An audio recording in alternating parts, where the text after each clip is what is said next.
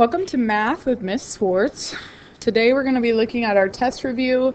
We're going to go over all the problems to make sure we understand how to do them, and then we will discuss from there what the rest of the class is going to look like. This probably won't take us very long. Hopefully you got these all right, and this should be a pretty easy test for you tomorrow. So let's jump in, let's get started. So the first one was find the mean and find the median of this data set. So to find the mean, remember we're going to add them all up, divide by our number. So in this case we have 1, 2, 3, 4, 5, 6. So I'm going to add them all up, 26 plus 35 plus 23 plus 27 plus 19 plus 23. That gives me 153 divided by, what did I say, 6? Okay, so that divided by 6 gives me 25.5. All right, to find the median, the one thing you can't forget is to list them from least to greatest. So I got 19, 23, 23, 26, 27, 35. And then I'm going to work my way to the middle. So I end up between these two because I have an even number. Remember, to do that, we need to find the average of those two numbers. 23 plus 26 divided by 2 is 24.5. Okay, so hopefully that was pretty simple and you were able to work through those. Now we're looking at a stem and leaf plot, which we talked about. We need to find the mode of this stem and leaf plot. Remember, the mode is the most, or the one that you see the most. So if I'm looking, I have 10, 11, 12, 21, 24, 25. I have two 31s. So that looks like it's going to be the one that you see the most. And then it says find the range. So I easily can see my biggest is 48. My lowest is 10. So my range is 38 because I can subtract those two to find the range. Awesome. Okay, moving on. I said on Friday, make sure you read the questions and answer the actual questions. So it says, here's a list of college scholarships amounts earned by high school students. How many students earned a scholarship that was below the mean amount? Okay, so the first thing we'd have to do is actually find the mean. So I'm going to add these all up. I have 300 plus 1,900 plus 800 plus 500 plus 2,800 plus 1,500 plus 500 plus 2,000. That gives me 10 grand, so 10,300. Okay, and then I'm going to divide by the number that I have. 1, 2, 3, 4, 5, 6, 7, 8. So my mean for the college scholarships is 1,287.5. So the question is, how many students earn below that mean amount? So below this. Nope. Yes. Okay. Nope. Nope. Yes. Yes. Nope. Yes. So 1, 2, 3, 4 earn below that amount. So you would do that. Okay. Then it says use the data to answer the question. So we have 15, 25, 10, 35, 40, 30. If the number 25 is replaced by 40, what happens to the median? Okay, so first of all, let's figure out the median with the original numbers. I'm going to list them from least to greatest.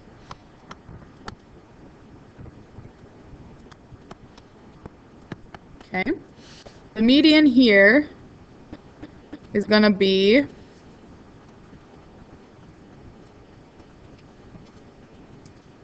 27.5. Okay, so it says if the number 25 is replaced by 40, so now we would do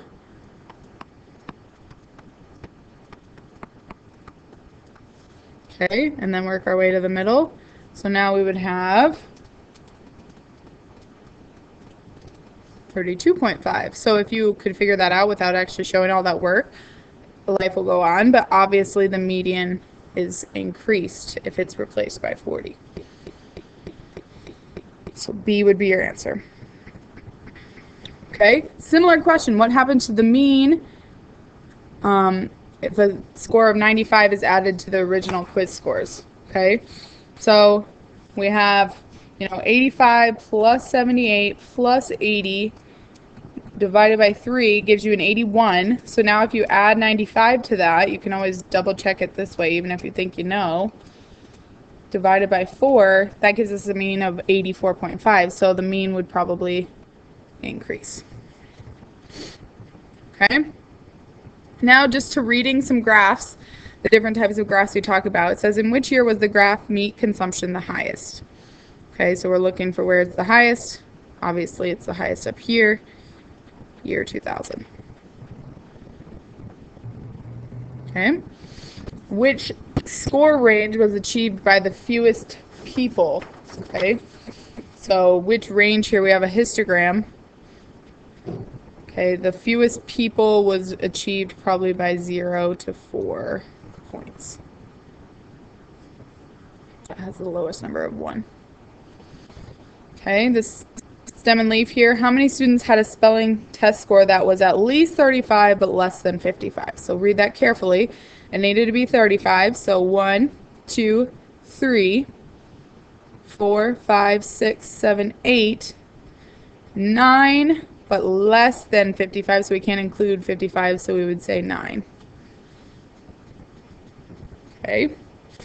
Then the Fairfax Ski Resort asked its guests how many times they went sledding last year. How many guests went sledding at least one time? Not just one time, but at least.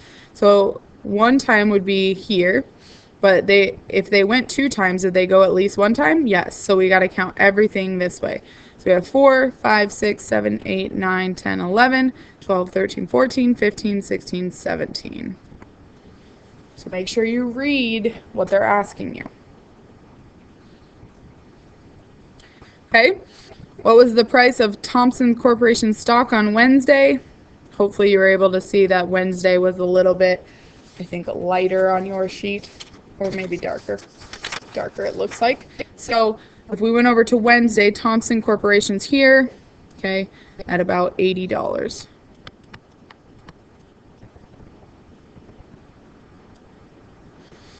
How much more does a round of golf cost in Arizona than Texas? So here's Arizona, here's Texas. Arizona costs $80, Texas costs $50, so it costs $30 more. Okay, you also have to be able to work with circle graphs. Okay, so we actually have done this problem before, but if 200 zookeepers were interviewed about their favorite feline, how many prefer lions? So we're looking at this one. Remember, there's multiple ways you can go about this. Okay, you could say 5 out of 100 is equal to x out of 200 and solve the proportion. You could also say 0.05 times 200. Okay, so what do we get? When we work with that, we would get 10. So make sure you would be able to do that with each one of these, no matter what that number is. You either have to know this way or this way.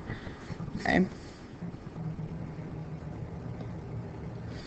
All right, box and whisker plot. You need to be able to make one of these. So it gives you the steps basically to work this out. So order from least to greatest. So make sure you have all your numbers. I'm going to start with 8, 10, 12, 13, 15, there's 2 of them, 17, 18, 20, 23, 39. Okay, my least value is 8, my greatest value is 39. Okay, my median, 11. I have odds, so that's going to make things kind of nice. Is 15.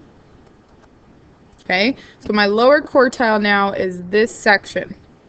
Do not include the median. Okay, so the lower quartile is going to be 12. Upper quartile is this section.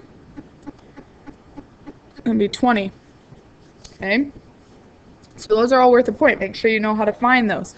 Then to create the box and whisker is also worth a lot of points, so make sure you graph this right. So I'm going to graph at 8. at 39, at 15, at 12, and at 20. So my box runs from 12 to 20, quartile 3 to quartile 1, line down the median, and whiskers run from the quartiles to the greatest and least values. That's what it should look like. So make sure you know how to find that 5-number summary, make sure you know how to find the median, and make sure you know where the box and whiskers belong. Okay, the last part is just picking data displays and explaining why graphs are misleading. You could have some different answers for this, but I'm going to try to give you what I think is the best answer. So number 20 says number of wins for each baseball team at the end of the season. Okay, so if we're talking about each team, that can get a little difficult. But remember, if you can give me a good explanation, a lot of times I will give it to you, okay? So one I would accept is bar graph, because you could show each team being a category.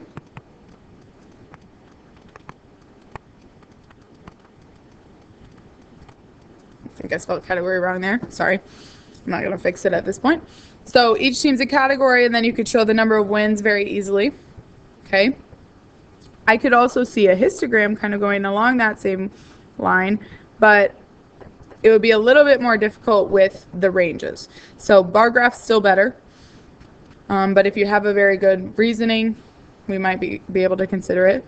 I could see potentially stem and leaf, but it would be hard to compare the different teams. So I think the best way to go is a bar graph, because then you could compare the different teams.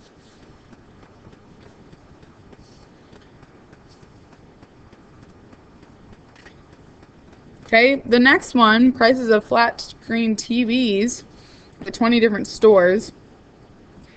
Unfortunately for this one, I think bar graph's also the best option. So then you can see the categories. Spelled categories better that time. Of the different stores.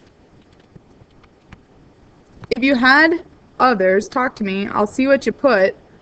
I can tell you if I would accept it or not, okay?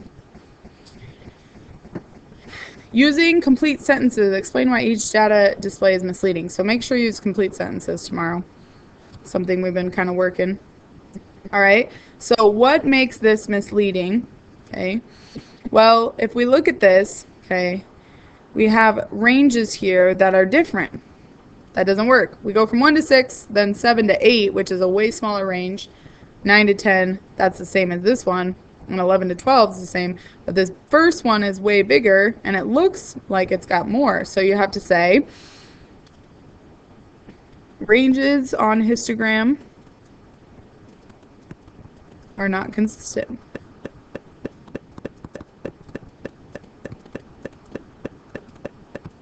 Okay, number 23, if we look at this one, okay, we have a line graph. Here we can see right away we have a broken graph. Causes confusion. Could say the broken graph causes confusion. Okay, we jump from 19 votes. We don't really start at 0, so that can cause confusion when we're talking about the different voting that we have. So we need to go all the way consistently up from 0 to 19, however that looks. So our numbers need to be consistent there. All right, that concludes your review. If you have questions, please come see me. But your test is going to be tomorrow. If you get done with this, you have some spare time, get something out to work on. If we have some time, we might do something as a class, but find something to do in the meantime. Have a great day.